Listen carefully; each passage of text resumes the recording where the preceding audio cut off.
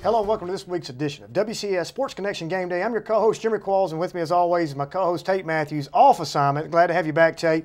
And our special guest today is Cole Brown, former quarterback of Ravenwood High School. How are you doing today, Cole? Doing good. How are you? Excellent, man. We're so glad to have you. Cole, let's let our viewers know a little bit about yourself. Where'd you come from? A little bit about your history. Actually, I came from Kentucky, Paul Lawrence Dunbar High School. I moved here my sophomore year because of my dad's job. So I moved here my sophomore year, and then been at Ravenwood ever since. I got my chance to play this year, and I made the most of it. So let's talk about a little bit. You said about your dad's job. You don't have a typical lifestyle at home, meaning that we have a particular job that we clock in and out. Your dad is a coach of an NFL team for the Titans, correct? Yes, sir. He coaches the corners. The corners. So tell us a little bit about that lifestyle that a lot of people don't know about of moving around possibly with coaching jobs. I know he's coached at the Division I level in the SEC and as well as the NFL level. Tell us a little bit about that. Well, he started off coaching for the Rams and won a Super Bowl with them, actually, when they beat the Titans. And he went to UK for 9 years, and then we came here in 2012, I want to say. I mean, it's pretty different because, like, all my life, like, he doesn't really force me to play sports, but when I do, he, like, wants me to do the best I can. So he'll, like, have drills for me, and he knows, like, the workouts I can do and what's good and what's not good for me. So it's been pretty good, like, with football-wise. Just I think he's got a pretty good insight on what to do and what not to do, does he not? And if he doesn't know, he can ask somebody that he works with. So it's always good. Well, I got to do that too growing up. My dad was a coach too, and I mean, it's neat. You get to they're gone a lot, yes, but, all the time. But you get to be around the players, and you get to be in the locker room. Probably, I don't know how the NFL works, but college probably got to be a ball boy. And so growing up, you knew you always wanted to play football. But who were some of the guys? I know Charles Davis was one of the ones I always looked up to. He was my idol, man. I always wanted to be number 22. Who were some of the guys growing up that you know, kind of took a liking to you and you looked up to them? That's who I want to be like. That I've met, or that I just like looked up No, when to? you were that your dad coached. Wesley Woodyard is actually an idol of mine. He plays for the Titans now, which is awesome. I know him since I was a little kid. Randall Cobb, I know him very well. So played in Kentucky. Yes, and he's a playmaker in the NFL. Was a quarterback in high school. Yes, exactly, at Alcoa. So that's pretty cool. He actually messaged me after the state game, and he was like, I never beat Maryville once, but I turned out all right. So it was actually pretty cool. That's good. Yes. It was good. And also, probably my number one idol is Peyton Manning, though. I never met him, but he's the way he does it, the way he goes about everything is good. Well, that's interesting. Well, you definitely have two different playing styles. I mean, he would love to have your wheels, I'm sure, because it bless his heart. But he's a pure character guy, great ambassador for the game. Now, I got a quick question for you. Did you have on some Rams gear during that Super Bowl? That's all I want to know, because that's like pulling off the scab from way back. Yes, I was actually in a daycare during that, like at the stadium, but that makes me. How old does that make you feel, Tate? That makes me feel old. Real old. I mean, but that was 99, games, wasn't it? Yes, 99. I remember very vividly. We were in college. We were all the guys were over at the house. We were around the TV, and we all thought that he scored. I mean, it's so vivid. It's amazing that play, along with the Music City Miracle, will always stand out in the lore of the Titans and Steve McNair, et cetera. But so interesting to see your view. Real quick, give us a little take on the draft pick that the Titans took this year. Oh, Mariota, he's a beast. He's actually one of my new role models now, because he's a great person all around, and he also kind of plays like me, or I play like him actually, and he's going to be really good for us, and he'll be good for the community, and it'll bring some more hype to the Titans. Well, that's good to know, because I feel like the organization, I'm sure you know that it needs a little pump in the arm, and maybe Marcus is it. And I hope to see that. And best of luck to your father and you as you follow the Titans there. So let's get on this year. Ravenwood High School, G2 bar. What does that mean to you, man? What does that student section mean to you? The greatest in not only the county but the state. They're phenomenal. They brought so much excitement, and it was just awesome. I'll never forget that as long as I live. It was awesome. I mean, it was, I hate to use the word traveling circus, but it was a spectacle in itself just to see the student section. Now, there's a small school over there next door to you in the same town named Brentwood High School. Now, they would probably argue with you that the Brentwood section is better than G2 bar. No, there's no way. I mean, we played actually Brentwood at Brentwood, and I think like an hour before the game, we had like our entire section there chanting to nobody. So that just says right there that we were the best. So, yeah. It was such a special season, and you know, one of the things I like about it is it was your first year as a starting quarterback, and so you're not quite sure how that's going to go. You had played some at other positions, but you take over for Avery Jankowski, who had broken all the records. And then, man, at what point, I mean, you're confident in yourself, and y'all started off with a bang, but at what point was it? Two-a-days, game one? When did you know, I got a chance to be pretty good here? I think after we beat Indy, we all kind of realized, like, all right, we have something special. And then once we went to next week and we destroyed Overton, who had beaten us the year before, then we kept getting more and more confident. And then after we beat Centennial 24-0, we were like, all right, we can go to state. We know we can. So. And that's an interesting take because Tate and I do this show every week, and we see these teams, week in and week out. We really, at that point in time, we knew that Ravenwood was pretty special. We just didn't know how special. Right. And when you start looking at, obviously, the things that come first and foremost, the limelight spots, which are your spot, Van's spot, all those athletic spots on the offensive side. But the defensive side of the ball really, really turned up a notch for you guys this year to give you that feel. Did you feed off that? Did the offense feed off that? Did y'all go in the locker room and the defense is playing a little game and say, look, we're taking care of our part. What about you? Or, you know those things. Do you feed off each other? Yes, we actually did, and it helps too if we're starting off slow and our defense keeps giving them 3 and outs. It kind of helps us get more confident and get back in our rhythm. So having a great defense is great. Well, you're talking about breaking records. For the first time in Ravenwood history, you go undefeated in the regular season. 14 wins for the year. Unfortunately, 1 loss, and we'll get to that in just a minute. But the first win, you start off with a bang against Stewart's Creek. It was 56-0 at halftime. Did you ever expect a game coming out of your first starting position at quarterback, coming out and being 56-0 at halftime? Well, the first game, I was nervous. I was just hoping to get a win, and I know the year before we beat them 56-7, I think, but that was at the end of the game. And then this year it's 56-0 at halftime, and I knew we could be that good, but we were kind of in shock because we scored them in like a play every drive. We just go down there and score, so it was pretty awesome. It's pretty good to get into the rhythm in that type of game. Exactly. You've got, how many times have we said this year, Tate? You got on one side you've got Van Jefferson, on the other side you got Austin Percy. It's not a bad way either way you go, and I'm sure. And then you're handing the ball off to Juice himself back there. Exactly. He's a beast. And how fun is that? I can't imagine what's going on in the huddles. Are we fighting? Say, all right, my turn. It's my rip. Let's go. Or how does that work? We were actually pretty unselfish. As long as we got the win, we were fine. But we actually were pretty even with running the ball and passing. We were probably about 50-50, honestly. So everyone got their touches and everything, so everybody was happy. Did you ever go off script?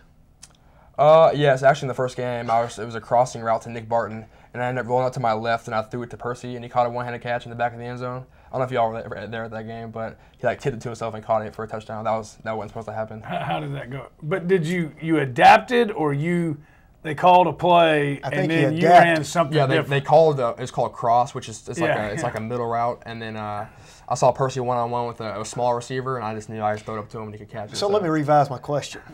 We come in and the play is we're going to hand the ball off to Juice, and you're like, no, we're not. We're going to change and go something like this. Did you ever have to do that? No, if I did that, Contester, he would have gotten very mad. So I wasn't trying to make him mad. But. You're a good studious person. Then you did the right thing. I find it curious that you have so many weapons. I know it had to be pretty interesting in those huddles. But then you go to the home opener and win, and it's against Laverne, 35-0. Once again, we're looking at shutout city. Second game, defense is holding their own. Y'all putting up a lot of points. We have some interesting clips from that game. Stay tuned. We'll be right back. They got a 21-0 in the first half. It's not going to be pretty. No. Here we go. Cole Brown. He's got him. Yes, sir. That is a 18-yard Brown to Jefferson as he gets a handful of high fives down there. So 24 seconds left here in the second quarter, right before halftime, as the Brown to Jefferson touchdown makes it 21-0. Rolling left, nice pocket set up by that offensive line. Blitz came early and moving the pocket over, and you see him on the move. Jefferson comes open late, and Brown strikes him right in the end zone. Perfect pass, great catch. 6 on the board, 21-0. Brown, the handoff. Oh, Jefferson in space. He's going to make some people miss right here. They get a block. Man alive. Katera got caught. There's another block. Another block in the back.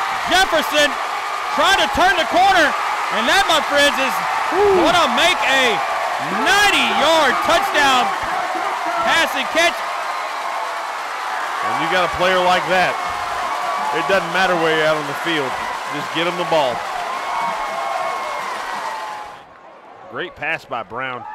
So here's the pass. Yeah, we're just going to be off the play action. And initially right there almost looks like he's got tipped. But Jefferson, there is no one around him within 10 yards. And Gonzalez, I think, is trying to going to try to shoestring it. That's not going to work out. No, and then another great move by Jefferson. And then Katera, I believe, is right there. He's going to get hit, and he goes down. But, man alive, look at the speed and space. Yeah, and he just runs away from the Franklin defender. I think that's Zach Beam. Yeah, and Kyle Evans. Yeah, who is a good athlete. Gets turned around. Doesn't have a chance there. He's going to be scary on Saturdays. Well, I tell you what, you know. All right, so Cole, tell us a little bit about those clips. What did we see? Well, the first one, it was a corner for Van, and it was a rollout play. So I rolled out to my left, and at the last second, Van broke open. So I threw a dart to Van in the corner of the end zone, and he caught it. So right before halftime, so that was great. And then on the second one, it was against Franklin. It was a run play, but it had a read to it, to where I had to make a read, and if the linebacker came up, the Van would replace him like a slant route basically, and it happened. So I threw it to Van, and the Van ended up breaking it for like 90 yards. So it was great. What happens if Van's not there? Then you have to really create, don't you? Well, it actually happened later on in the game. He wasn't there, and I pulled it, and then I was kind of just ran. I got like 20 yards, so it worked out eventually. But okay, you know, those games right there. That's what made Ravenwood, I think, so special, is the fact that they constantly had to be aware of you. If you did the keep and you rolled out, they had to be aware. But as soon as they sucked in, you were being able to throw the ball. So that dual threat is huge in those type games. And then we go to Indy. You're both undefeated. Indy is looking at that point in time of the season, they're looking to run the table too. Yeah. And you know, behind their Nate Bunch, their quarterback, and you know, you won 21-7, which was kind of, at that point in time, I think for us, was a game changer for us too, because it kind of opened our eyes, because we were really uncertain at that point in time. Here's a clip where you threw a touchdown pass to Austin Percy. Oh, it's going up top, Percy, and that is going to be caught. Touchdown. Give it Austin to him. Nice. Percy with the pass interference. Put that down as our play of the week. Holy smokes. I think he almost pulled his helmet off right there. What a catch. Unbelievable. I love it. Plenty of time. Brown. You knew it was going deep because he finally got his feet set under him. The DB comes over the top of him, pulls his head back. Receiver maintains his composure, catches the ball. Holy cow, what a catch. So during this point in time of the game, when did this particular play happen? It was actually right before halftime. It was a play called Anchor, where you have the slot receiver running like a 15-yard curl to take the safety, because if he's doing what he's supposed to do, he's supposed to come bite down that curl, and then you have a guy running a post over top. So then that happened, and Percy beat the guy. I threw a ball. It actually went over his shoulder, but then the guy pass interference to him, and he still ended up catching it, so it was awesome. So you take that momentum into halftime, obviously that gives you the big boost going into halftime against Indy. That was one of you had a lot of big plays this year, but that was one of my favorite plays that you had. I mean, you know, you hear it sometimes, but you literally put that ball the only place that it could go. It had to be there, or he wasn't going to catch it. And again, you know, with everything that all the coverage and the hype and the recruiting that Van got, man, if you're talking about winning a high school football game, I'd take Austin Percy on my side any day of the week, man. He's a beast. He's a beast. Well, they had all the pieces of the puzzle there. And as we go through the year, and we'll continue on, my favorite play will come up in the very last game. There's a particular play that sticks out in my mind, but 24-0 over Centennial. Okay, so we go into Indy thinking, how can it get any better? With that type win, 21-7, and then you go in to Centennial and you win 24-0. We were at that game. And I'm just going to say that Centennial never really answered the calling at all in that game. Now, they came back in that second game in the playoffs, and we'll get to that in a minute. But real quick about the Centennial game before we're going to break. I was so happy we beat them so bad, because I'm friends with like Tyrell and Dalen Johnson and Tate Simpson, all them. So we had been kind of like just joking around, talking about the game and stuff. And then to beat them that bad, and they actually were like, I want to say they were undefeated too, weren't they, at the time? They were. It was the biggest game. So it was game. a huge game. Biggest and game.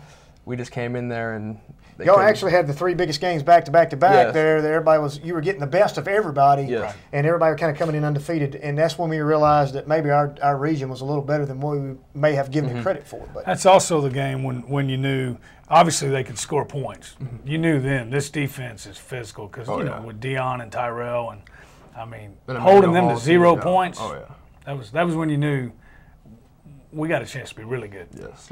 when we come back from break, we'll continue our discussion with Cole Brown from Ravenwood High School. Stay with us. We'll be right back.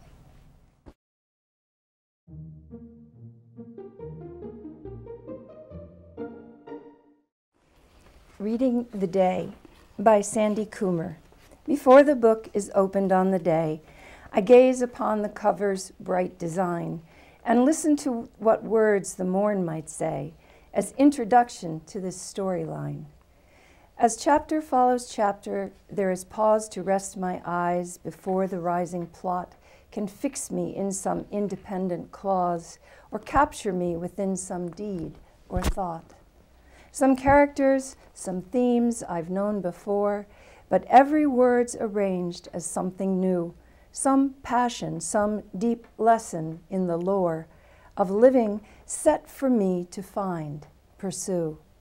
What little time to read the day, to learn its heart before the final page is turned.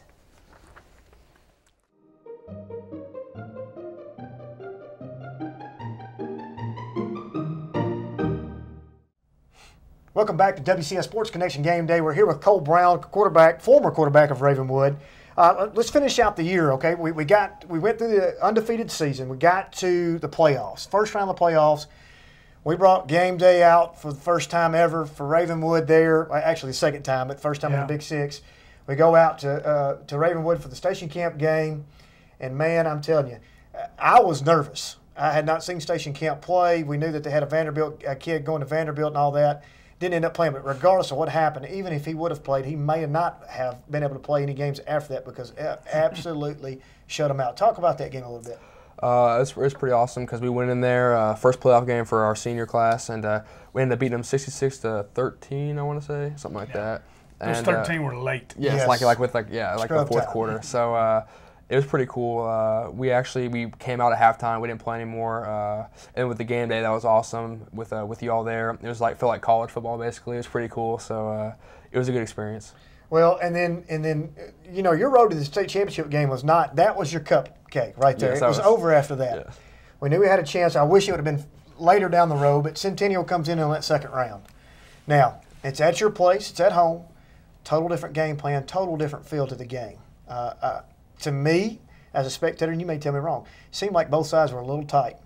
I think you guys were a little tighter than you were possibly playing them the first time because it's hard to beat somebody twice. Yes. Especially, I'm a basketball coach, so you have to beat people 3-4 times a year to even advance the same team, and that's difficult. But in football, I can't imagine playing at that time your cross rival because Brentwood's out of the picture. Mm-hmm. Only WCS team left besides you guys. So take us through that game. I mean, it literally comes down. I know that there were some things called back, but it comes down to the last defensive stop. Yes, it did. Their game plan, they basically double-teamed Percy and triple-teamed Van, which left Nick Barton wide open. So actually he scored right before halftime. And it should have been at least 31-10 because we had that my run call back and Van's kick return call back. But it was their defense played great, our defense played great, and it was a great game all the way to the end. And fortunately, we came out on top. So you take it down to the wire, you get the win. Centennial goes to the house, and then what's next? Then we have to load up and go to Whitehaven, all the way to Memphis. And during that time frame, you have to go over the Thanksgiving break. And so give us a little bit of insight. Was everybody pumped? Was everybody, at that point in time, are you feeling like you have a chance? Yes, we watched film that week, and we kind of knew that the teams they played, that they beaten pretty bad, weren't the best of teams. So we knew we had a really good chance. We also didn't know what to expect because we never played a team like their caliber or anything like that. So we still had questions, but we were pretty confident. It's neat, and I'm glad you got to experience it. You're going on to play college football, but not everybody on that team is. And getting to practice on Thanksgiving Day. That was awesome. Everybody else is home. You all are out there practicing on Thanksgiving Day, getting ready to go on the trip on Friday. That's something 5, 10, 20 years from now, you all will never forget that. Exactly. It was a great experience. I'll always remember that too. And if I'm not mistaken, to solidify your point about the G2 bar, they broke the playoff record for amount of tickets sold and people coming from Ravenwood. They had like 7 buses, I think, and charter buses. Yeah, it was absolutely nuts. It was more like a home game for Ravenwood than it was them. You know, they gave you a little different look, probably more athleticism on the field than anywhere that you've seen. What were some things you had to overcome in that aspect? You had to be more honest about your routes versus trying to. I think with them, that's probably the best defense I think that I've ever played in high school because they were so athletic and fast. Like I know that safety, I threw a ball to Van on a fade, wide open, and safety came out of nowhere and knocked it down. They played mainly cover 3, so it was all drop back, and they had man, basically played man. So everybody was like jamming on Van and Percy. So it was hard to overcome, but we ended up doing it. We beat them 24-14. So it was So there we go. That was a good win. I mean, they were the last team to beat Maryville in the state championship, to go there to their place. It's never easy to play in Memphis ever. Yes. You know that from being in West Tennessee. You got to beat the team and the refs. That was a big, big win. And one thing I know they were very surprised about. They didn't know how physical you all were. There's a neat story. They came up with a game plan. First play, you bring Percy in motion. Yes. He cracks on that linebacker. And that set the tone, didn't it? They put in the newspaper in Memphis that we weren't physical at all. So and then we found out about that, and that made our defense even more aggressive and ready to go. I find that interesting because always the MO for Memphis teams they're the ones that are not physical. I mean, when you play them basketball, you don't obviously don't run a linebacker and a crackback, but you're going to run a top ball screen right off the bat, and you're hoping to knock somebody's head off to let them know. Exactly. And you want them to draw a charge, and you want to go take a hard charge on the enemy. Even if you give it up, you tell them we're coming back all night long. So on the football side, to start the game like that, you're setting the tone, saying, here we are, and this is what we're fixing to do the rest of the night. So, well, you win the game, and then you move on to the big stage. Yes. We go to Cookeville, we go to Tennessee Tech up there for the state championship game against Maryville. That also, if I'm not mistaken, broke a record for the most attended state championship game in history. What a game. What an atmosphere. Yes. Weather didn't necessarily cooperate, but I was exhausted after the first quarter, and I thought, this game needs to be over. Yes, that's I what can we were all imagine. thinking. Yes. I don't think anybody envisioned Ravenwood High School coming out and doing the things that they did in the first 2 quarters. You know, in the play that I'm sticking out my head that we talked to off air was about the 40, 50-yard bomb. I think it's in the second quarter because we switched end zones to Van. Yes. Never broke stride. Perfect, right on the money. That was. So take us through the first half of that game. I tell you what, take us through the first quarter real quick. All right. Well, I think they fumbled the ball. They had the ball first. They fumbled it. Then we get the ball, and we actually score on that drive. And our defense is playing great, and we keep stopping them. And we keep. I think the second touchdown was. I think it was was it a run again? I think it was Seth Rowan. Yeah. Yep. It was like a long run to Seth Rowan. And then actually the third touchdown that we had in the first quarter, it was a reverse pass to me in the corner of the end zone. Now think about that. You're up 21-0 Yes. on Maryville. I mean, that for most teams that's a backbreaker. Game over. And I'm telling you, when that buzzer went off, I'm thinking, man, it's halftime. It's still another quarter to go. Yes. I'm physically and mentally beat up. Yeah. So we get into the second quarter. And then we have that pass to Van. I told Seth, I was like, it's a touchdown right here, get ready. He was like, what? I was like, just watch. And then I actually got pressure from my left side, so I kind of rolled out to my left and I just launched it. I don't see how you got it off. I mean, it was like you roll back, you see Cole Brown, and all of a sudden everything disappears, and then the ball comes out of there, and it's perfect, and it is a bomb. Yeah. Van's in a dead straight B line. He's beat the secondary. I mean, he never breaks stride. I don't know what the actual numbers and stats on that particular play were, but it was enormous. Yes, I think it was over 65 yards, I think. So if I'm not mistaken, I think right directly after that play, because they had just gone 3 and out, they changed quarterbacks. Well, they've been doing that all night because they had 2, but they put in the more of a thrower. I think for the first time of the evening. They put him in, he comes in, and the first play from possession, he throws right across the middle to Nick Barton. Nick Barton, yes. And hits Nick, and bless Nick. I love Nick to death. I've gotten to know him. I'm not trying to dog. Ball's dropped, and I firmly believe you catch that. That was a pick six. Game over. And then it puts you up 35 to nothing. Yes.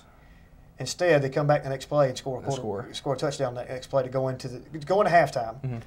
And then we come out of halftime, and it's almost a flip to the script. Maryville goes on their big run. You could see it coming.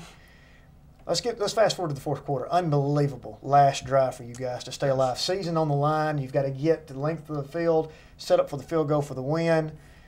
There was, I think, 2 back-to-back fourth. 15. Oh, there's also 2 15-yard penalties too for unsportsmanlike conduct and holding. So, and so it puts you 4th and what? We were actually 3rd and 17. 3rd and 17. Excuse yes, me. we were 3rd and 17. Then I hit Austin Burt for the first down to keep the drive going. And then we just kept running the ball, got about to the 20-yard line, and got in field goal range. And then T.D. Blackman, he had to come block the kick. So. Yeah, and he's going to UT, if I'm not mistaken. Is that correct? Is he the UT commit? He's only a sophomore. Yeah, no. Oh, okay. No, I'm sorry. I was thinking it was the other kid. Well, we won't go past that because we've pulled that scab off enough. Tate, if you know, we were at the game, we were side by side. Your perspective on all that? I mean, I thought it was unbelievable. You know, and then another play I loved. You come back, so you go to overtime.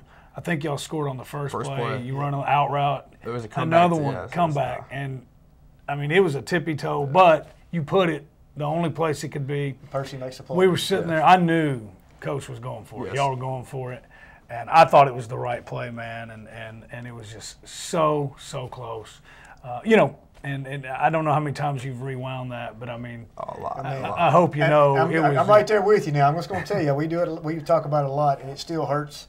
So it's kind of funny how the Super Bowl was the same way, kind of too, with the Seahawks. They cut in the last play. That's right. Well, we got just a few minutes left. Let's talk about your future, okay? Yes, sir. UTC.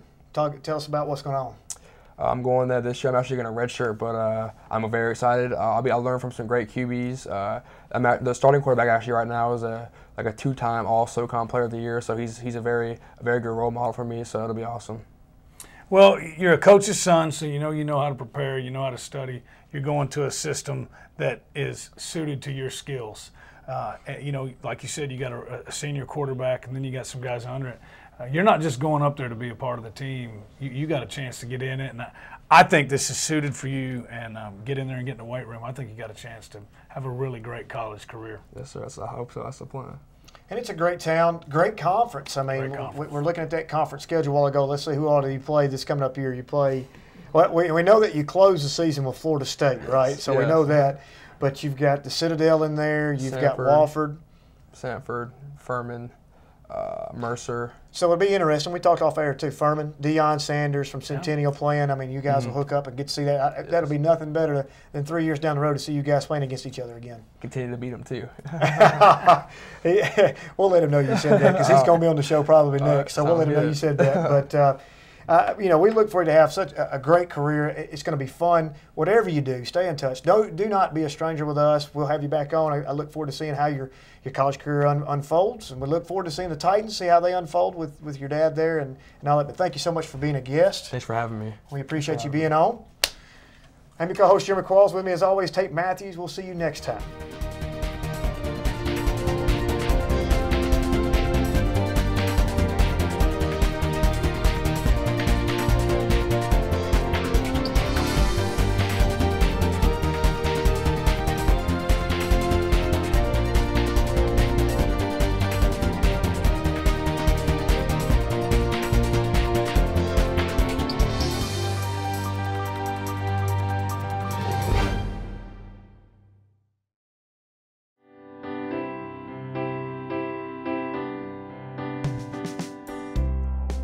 Too many of Tennessee's students drop out of high school.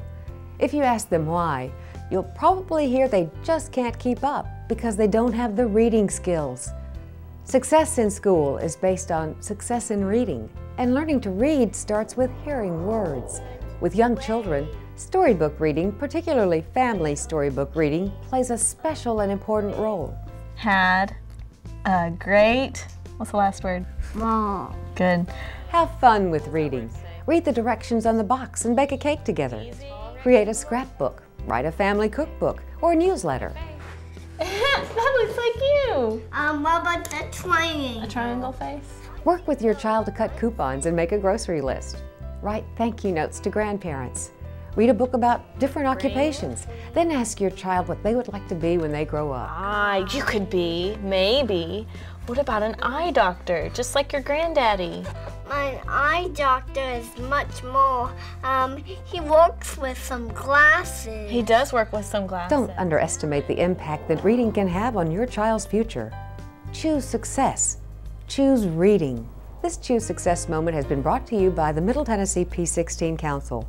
For more information about children and reading, contact your local school system.